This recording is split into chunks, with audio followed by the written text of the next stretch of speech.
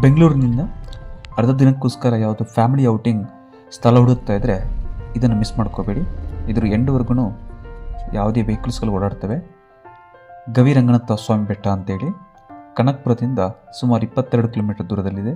ತುಂಬ ಚೆನ್ನಾಗಿ ದೇವಸ್ಥಾನ ಹಾಗೂ ವ್ಯೂ ಪಾಯಿಂಟ್ ಇದೆ.